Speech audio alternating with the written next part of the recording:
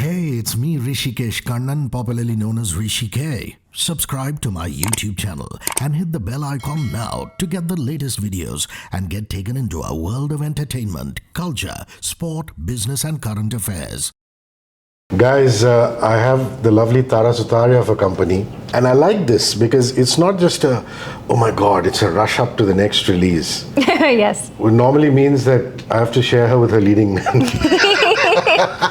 Oh no. And solo interviews are always so much fun. Thank Wonderful you for to see having you. How are me. you? I'm good. How are you? I'm good. I can't complain. It was an incredibly busy year for you last year. I mean, 2 releases back to back. Indeed. And both those characters were not easy characters to do, both RV as well as Inaya. I think there were 3 releases. See? Yeah. There was Tarap, there was Hero Panti, and Ek Villain Returns. Oh, Tarap was in December. I think so. Yeah, okay. Yeah, right. so let's just say overlapping You're into right. that. Yes, but really busy year. Yes. Do you, when you come off the back of such a busy phase, take stock? Are you just a moment-to-moment person and say, I couldn't be bothered to look back and reflect. I've got the next thing on my hand. Well, the positive and negative of being a Scorpio, I believe, is this reflection thing that you just mentioned. Always self-reflecting, always thinking about the past as well as the current and then the future. There's a lot of overthinking that happens, which is a good thing because it makes you more sort of aware about so much about yourself and the choices that you've made and things going forward and stuff like that. There was a lot of reflecting that happened and is currently happening as well. Lots to learn, I think, in this business and outside it as well. Yeah, you know, one would look at your life and say, all your projects have been A-list. We're talking big theatricals with big leading men and large stories. It's not as though you're just there for ornamentation and things like Right. that. And it is a career that is going fabulously well. What have you reflected upon that you can change about it, or what are things that you would approach in a newer dimension? There's a couple of things actually. I've been thinking a great deal about it.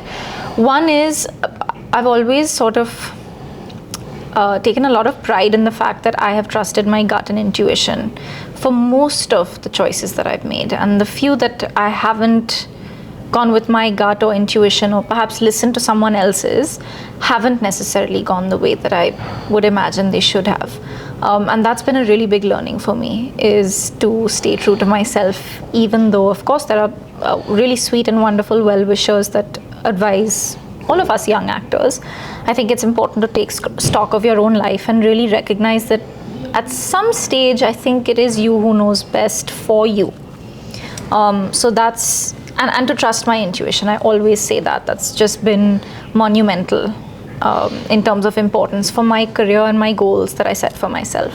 I've always wondered, as a lover of music, for example. I mean, last year was a turning point in terms of the fact that Shamat is the song. Shamat came out, and everybody knew you could sing, but a mainstream Bollywood Hindi film song, you belted out with great ease.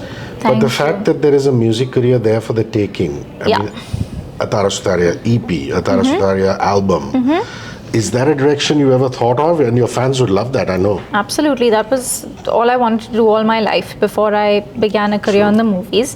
The struggle that I face and so many young musicians and artists face, and I'm sure you know this, is that apart from the audiences that love songs from our movies and songs from that are restricted to just Hindi, I would say it's a bit difficult for artists to sing, for example, in English, right? That's the language that I've grown up speaking the most, singing in the most. I find it a bit difficult to come out with something that I feel would be welcomed with open arms. So, Armand's your friend, so I can ask you this. Yes. Armand's managed to do that. So what he does is, but then you could argue that he grew up regular Punjabi Munda speaking Hindi at home. But in between the English tracks come through. Yes, which is so magnificent, and I'm so proud of him for doing that because he's really changing the game up. It's not easy. It's not easy at all, and I know that personally because we've spoken about this so many times. I'm very proud of his career.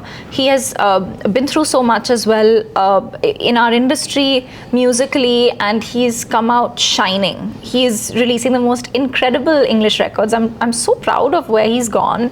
And not just Armand, there are so many other, there's Badshah, there's so many people that are going international, and deservedly so. I think I've also been a little bit consumed in, especially over the last 2 years, with these 3-4 films. And then directly after those 3 releases, I had Apurva, which is my next film that I was shooting for a couple of months in a desert in Rajasthan. So I was cooped up there, and I wasn't able to focus on the music as much as I wanted to, especially after recording for Ek Villain. But that's something that this year I've promised myself, and I have begun to focus so much more on it. I'm planning a concert, which I haven't done in like 6 years. That'll be stellar. I'm so looking forward to it. And all your regular collaborators are still around. Oh yes. Louis Banks is ageless. I was just going to say, are you referring to the great He's Louis ageless. Banks? My God, he's still on stage. He just had a concert the other day. He did, yeah. And rocking it as always. That'll be lovely. Yeah. I'd love to see you at the NCPA, at the Royal Opera House, do all the It's like rounds. home, like the home. NCPA. Yeah. Let's come to Apurva. This sounds, at one level, very exciting. Working in your craft, cooped up in Rajasthan. The other end of the spectrum, one doesn't know what the subject is. Yeah. And sometimes what happens with actors is, if it's a really overbearing subject, then it could also be quite a rough phase. Right. But then you sign up for it and you have to go through it. So tell me about the project. So Apurva that's my name in the film. It's the first time I'm doing something like this. It's my first sort of solo-led project, and I'm really, really proud of it and how it's shaped up. It's a survival story of this girl, and the fact that she uses her intelligence, wit, female intuition to survive in a very difficult situation. I think a lot of, not just young women actually, women of all ages and people of all ages will connect with it at some level. It's a very, very powerful story. It's not easy. It hasn't been easy, but it's been extremely rewarding in the fact that I can be able to tell this story. Can't really share very much more than that. That's fair enough. Yeah. Are you in a position to tell us about the director, or our director is just the kindest man and a wonderful leader for our team, Nikhil Bhatt. He's wonderful. He helped me so much. Like I said, we spent day after day and night after night filming. We had to wrap up in 2 months, which sounds like a lot of time, but when you're doing such a grueling film, it's a lot to take in. Also considering the weather conditions and just the premise of the film. The summer? Was it peak summer? We shot it in November and December, so it was very cold at night, but very hot in the day. And I suppose when people see the film, they'll understand what I mean. But that's where a great leader comes in, and he really did come in and save the day more than once. It was very important to have someone like that on our film, so I'm very grateful that he did lead the project. Did they feed you enough lal mas and gatte ki sabzi? Since you said lal mas, I'm going to say I'm very proud of this. My favorite thing to cook is lal mas or jungli mas. So I would make it quite often for everyone on set. And gatte ki sabzi, which is another speciality in that part of the world. Oh, I love the food in Rajasthan. It's brilliant. And did you have a chef who made that stuff for you, or did you order in? Quite often I would send my recipe to the chef, and he was sweet enough to make it for all of us. Lovely. Yeah. I'm going to just focus on various aspects. I mean, otherwise it's always about the film, and I have to rush to another one and things like that. I mean, I find your career very fascinating in terms of the fact that, God bless her soul, Tushna Dallas is no more. Yes. And you can be proud enough to say that, you are one of the last few batches of her students, if you go if you look at the last 5 years or so, So, and I know that Khushu is doing a great job. Yes, she is. But those must have been wonderful years studying ballet with Tushna Dallas. Absolutely. So Tushna Dallas was and is the premier ballet teacher, ballet mistress, had the most, and her daughter now, of course, Khushu, runs the ballet school that I spent most of my childhood in, and my twin sister as well. My twin sister started a ballet school now, following Tushna's lead. So ballet has been a huge part of my learning and has helped me so much, and I keep saying this because lots of new mums and young mums come up to both my sister and I and ask us if ballet has really helped us, and whether their children should, or any classical form of dance, and whether their children should continue it or it's something that you can just give up. I really feel like learning any classical form of dance, whether that's, kathak, bharatnatyam, ballet, it helps you so much, not only when you're dancing, but in the way that you walk, in the way that you hold yourself and carry yourself and walk into a room, and the way you sit down. And it's helped me so much in my profession. But even if I weren't an actor, it would just help me so much in my day-to-day. I look at my sister and I just see the way she walks into a room, and I'm like, we are so grateful to Tushna and to the school, and for having grown up in that environment. No, but I buy the thing about the erect spine and the grace of a ballet absolutely dancer. And the strength. But parents, especially young parents of little ones, are always perennially worried about the toes, and will they stand on the toes, will they hurt themselves? But there's so much more to it. Yeah, and I think that's a lot of that fear is not necessary, because absolutely because not. The ankles are strong enough and the ankles are strengthened. And also you will only be put on point in a point shoe when you are truly ready. So your mistress, your teacher will not put you in point shoes until she knows that you're ready.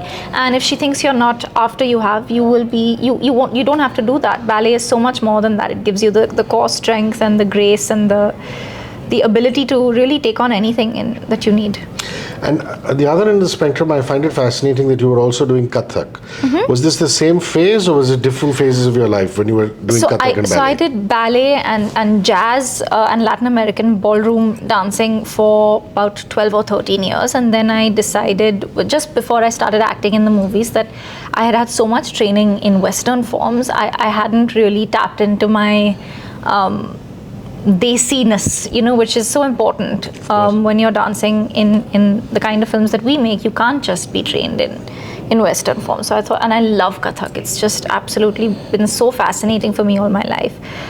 So I joined a kathak class and I enjoyed it so much. My best friend and I joined it together, and so we had a ball. I did that for about a year and a half. Did you also, if I'm not mistaken, go to the Royal Academy of Dance in London? Was that it? Yeah, we used to. My sister and I would go there for summer school pretty much every summer that we could. We would do these performance courses for a couple of months through the summer, and that share taught some us memories a lot. from that. That must have been amazing. It was amazing. We got to meet so many like-minded kids, learn so much about different cultures, different people. That's how you grow. And we would dance. We did many different styles, not just ballet. We did ballet, we did jazz, we did contemporary. So there was lots to learn in that as well.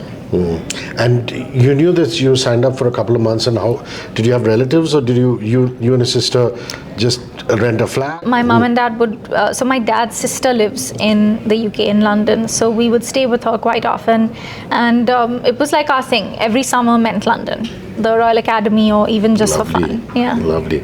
And do you get to dance enough? Because that itself is a wonderful fitness routine. It is. In this day and age, do you get to dance enough, or you had to diversify into gymming or Pilates? And what's your fitness routine like now? Well, I'm not particularly crazy about the gym, and I do enjoy my food a bit more than I should, to be honest. But ballet is kind of the reason that I have always been fit enough to even not necessarily work out when perhaps I should have. A couple of years ago, it kept me going. It kept me fit to a certain extent. It kept me strong, which is why I could endure very long shoot days or learning dance routines at the last minute. So it helps you in so many ways. Yeah, but I've now started working out and doing yoga and things like that. So it's yoga and cardio right now. I mean, you're not lifting any weights. I can't, because my shoulder dislocates very often, so I have to be very careful about that. I love these wonderful pictures on Instagram where you're rustling up a pasta, a crab. Obsessed with cooking, obsessed with food and cooking. Lucky your family who's getting to devour those delicacies. Yes, so how does it work? Do you experiment, or do you go on to YouTube and figure out things? How does it work? I mean, do you go on to YouTube, or do you just use your own innate skill for cooking and and rustle up stuff. So there is the innate thing for sure. I think anyone who cooks will know that, that's what they say, andaz, no, when you're cooking. But I really enjoy, I have a collection of cookbooks that I love reading. There's Stanley Tucci, there's Nigella Lawson. There are a bunch of people that I follow. Most of the people that I follow on Instagram. Do you like Jamie? Oh, Love, of course. The OG, Oliver, of course. And there are so many people that I follow, especially on Instagram, because it's so convenient to just quickly rustle something up fast if you're in a hurry. And I love hosting dinner parties, so I love to cook for those. There's an idea in there, hasn't your dad said, get some entrepreneurial spirit and let's start a cafe or a restaurant? My dream is to start a jazz bar that serves the most divine food with a live jazz band every night. And a special Friday night, the hostess herself, the owner will come and perform. That's lovely. Yes. I'm also thrilled to bits. I don't think we do enough for animal welfare.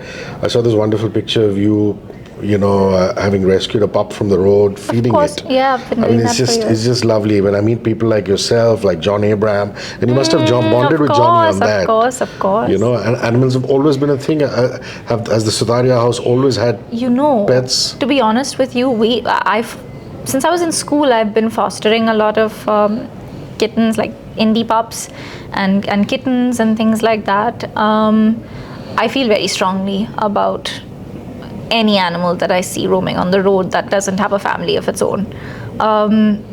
Even if that means fostering multiple at the same time, I will do it in a heartbeat. And I love to visit adoption centers so that we can raise awareness for them to be adopted or fostered, because they're living in terrible conditions. When we burst firecrackers or when there are the rains, they're petrified and they have no way to really speak about that. So I think we really ought to do much more than we are, and passionate about it.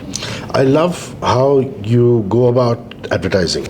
Brands come to you, clients come to you. It's just so seamless when I see you doing commercials or any brand partnership.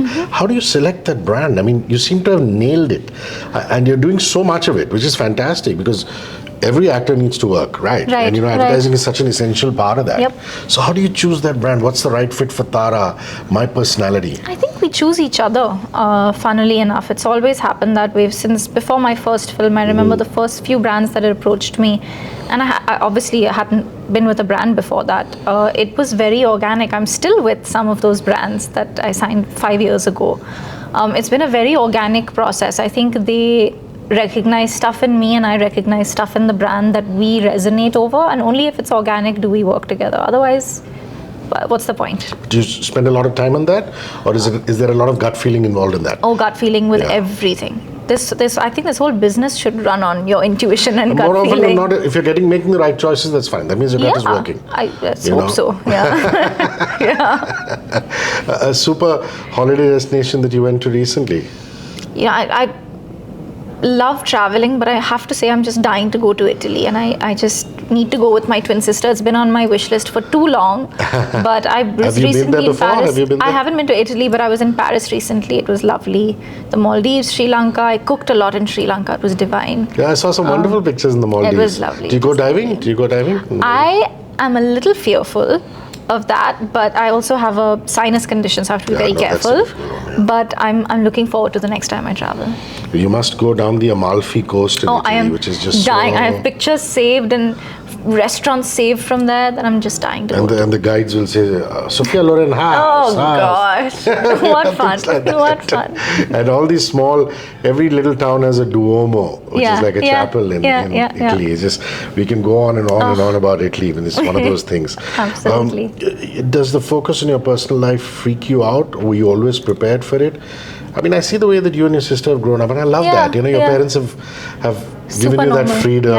You're super normal. Absolutely. And all of a sudden, when this is on the spotlight and people accost you at strange places like airports and start asking you, are you getting used to it, or are you developing a thick skin on that front? on that front, I've never really worried too much about it, because it's like the most, universally the most normal thing, right? To be in love, to crave love, to want love, to have love. So I've never shied away from it. I think it's the most beautiful thing. It's the one thing that outlasts everything else. All of this will go at some point, and then love remains. So I think that that's the one thing that connects all of us. So there's nothing to be ashamed of or to be fearful of when it comes to speaking about that. So I've enjoyed that, and I'll always, be open about that. It's lovely. Did you see the Little Mermaid? Yes, I did. I saw these wonderful pictures on your Instagram where you're actually dressed like a mermaid and you shoot. My inspiration. And I was like, I've got to... Yes. It was fantastic, wasn't it? Oh my God. I was like reliving. I know every word of that film and all of the songs and stuff like that. So I really, really enjoyed it. Tara, it was so lovely just hanging back and chatting with you. I hope all your life's goals get achieved, and see you back on the movie trail. Very soon. Thank you, Hrishi. Much love.